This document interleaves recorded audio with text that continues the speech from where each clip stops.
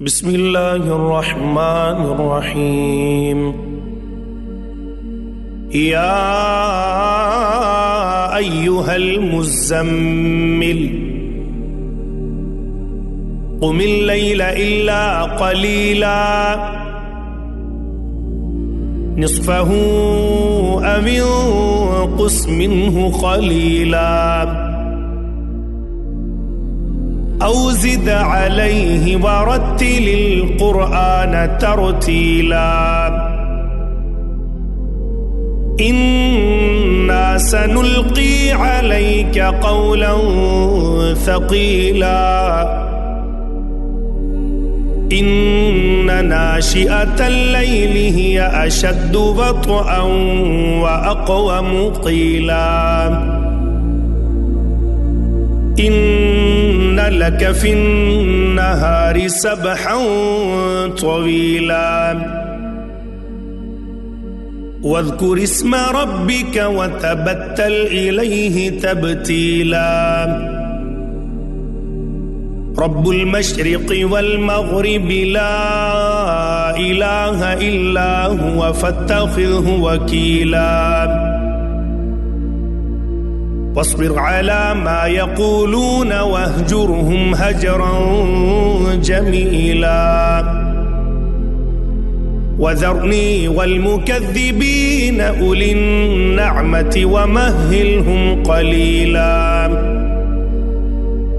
إن لدينا أنكالا وجحيما وطعاما ذا غصة وعذابا أليما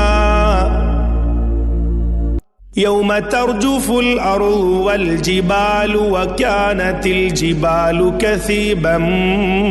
مهيلا إنا أرسلنا إليكم رسولا شاهدا عليكم كما أرسلنا إلى فرعون رسولا فعصى فرعون الرسول فأخذناه أخذا وبيلا فكيف تتقون إن كفرتم يوما يجعل الولدان شيبا السماء منفطر به كان وعده مفعولا إن هذه تذكرة فمن شاء اتخذ إلى ربه سبيلا إن ربك يعلم أنك تقوم أدنى من ثلثي الليل ونصفه وثلثه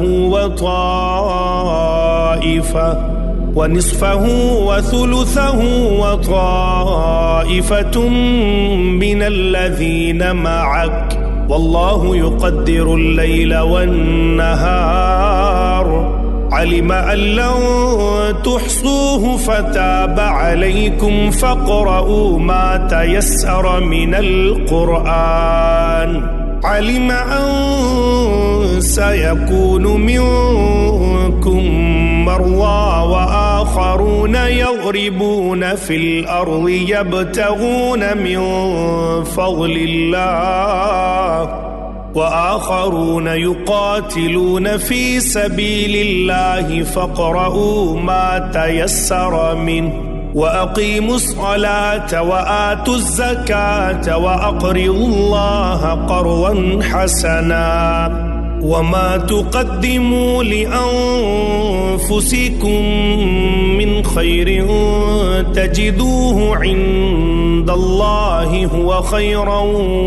وأعظم أجرا واستغفروا الله إن الله غفور رحيم.